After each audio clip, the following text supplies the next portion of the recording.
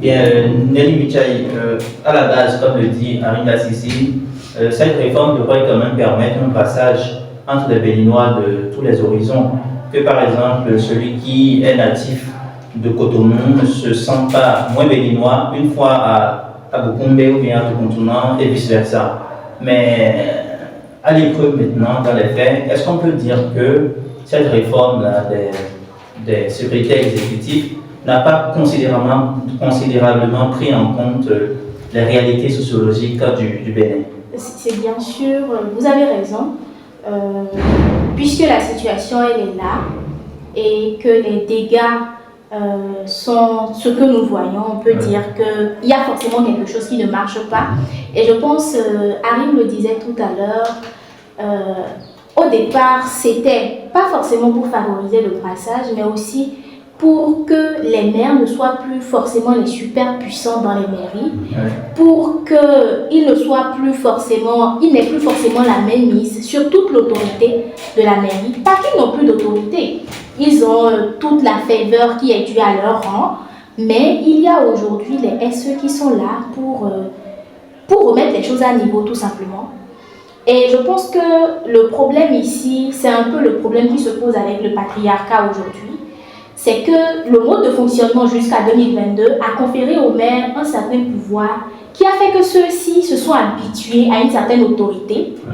Et aujourd'hui, ils ont l'impression qu'on veut leur retirer ce qui leur revient de droit. Alors qu'en réalité, ce n'est pas ça. Et la faute n'est pas surtout au SE. Non, la faute n'est pas au SE, pas du tout. Ils n'ont pas demandé cette réforme-là. Donc, je pense que le problème, c'est au niveau des maires. Et je pense qu'il faudrait faire un réel travail sur les maires, sur leur psychologie, pour leur dire, tenez, ceux-là qui sont venus, ils ne sont pas là pour vous arracher votre poste. La belle preuve, ils n'ont pas récupéré votre fauteuil. Ils sont là pour travailler avec vous. Et je pense qu'une des choses qu'on peut déjà faire pour commencer à amoindrir les dégâts, c'est de commencer à choisir les SE dans les... par exemple, pour Bantay, on peut choisir une personne native de Bantay pour être SE. Déjà, on sait qu'ils se retrouvent ensemble. Voilà, il y a une certaine confiance. C'est un tirage au sort. Jusque-là, c'est un tirage au sort qui est fait. Jusque-là, c'est un tirage au sort qui est fait. Mais je pense que si on veut une certaine efficacité de cette réforme-là, il faudrait déjà commencer à réorienter les choses. Parce qu'on dit il y a la loi et il y a l'esprit de la loi. Ok, la loi, elle est là, elle est intéressante. On a essayé, ça n'a pas marché. Qu'est-ce qu'il faut faire? Je pense déjà qu'il faut commencer à choisir les SE déjà dans les milieux. On sait que le maire est peut-être en contact avec lui, il le connaît. Il sait qu'il n'est pas là pour arracher mon poste, c'est mon frère, et donc je peux discuter avec lui normalement. Je pense que c'est cette relation-là qu'il faut vraiment construire entre les maires et les SE pour qu'ils se sentent rassurés. Bien que ce ne soit pas leur faute, les SE n'ont rien fait de mal. Et aujourd'hui, on déplore la mort de la SE de Bantay. Je profite d'ailleurs pour dire toutes mes condoléances à la famille éplorée, puisqu'elle a laissé 4 enfants derrière elle. Et c'est une situation triste. Quand moi j'ai écouté l'audio, c'est vrai que non seulement j'ai été choquée, mais j'ai été attristée parce que peu importe ce qu'on va faire maintenant, c'est vrai qu'il y a une enquête qu'on a ouverte. Voilà. Peu importe ce qu'on va faire maintenant, elle est partie. Ces enfants n'auront plus de maman. Son mari n'aura plus jamais cette femme-là. Il va peut-être trouver d'autres femmes, mais elle est partie. Ses parents l'ont perdue, c'est fini. Donc je pense que c'est vrai qu'il faut faire justice. Il faut trouver qui sont les coupables. Même si elle le dit déjà clairement dans son audio, il faut trouver les coupables et il faut punir. Mais il faut vraiment penser à quoi faire pour pour plus d'efficacité sur le terrain, tout simplement. Je suis d'accord que la justice doit faire son travail, parce qu'on a ouvert déjà l'enquête et tout.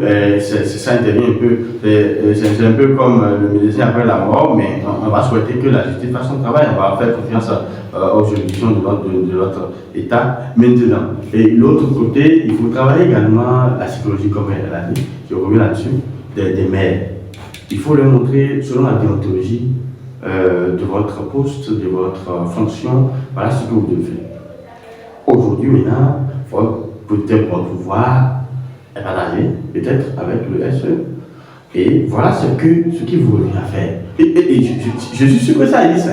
Ça existe. Maintenant, les véreux et les indélicats qui ne vont pas s'allier, on va appliquer la loi. Maintenant, il Parce faut que aussi les préfets sont là, à les ne préfets pas discuter pour arbitrer. avec les SE. Il ne faut pas les séparer pour faire cette formation-là. Voilà, il faut les mettre ensemble. Pour que les SE aussi sachent. Là, c'est ma limite. Pour qu'on n'assiste plus à ces cas-là de décès ou de démission. Bien, il y a quand même des SE qui, parce que ça ne va pas, préfèrent prendre la voie du chômage. Ils préfèrent déposer leur démission et partir. Ils préfèrent le chômage, la paix. La paix et ils ont raison. La vie, surtout avec la situation de la SE de Bantay, ils se sont dit, s'il faut mourir, autant partir. Également leur vie. On espère que donc, les actions de la justice vont pouvoir apporter plus de lumière sur le décès malheureux de cette SE de Bantay.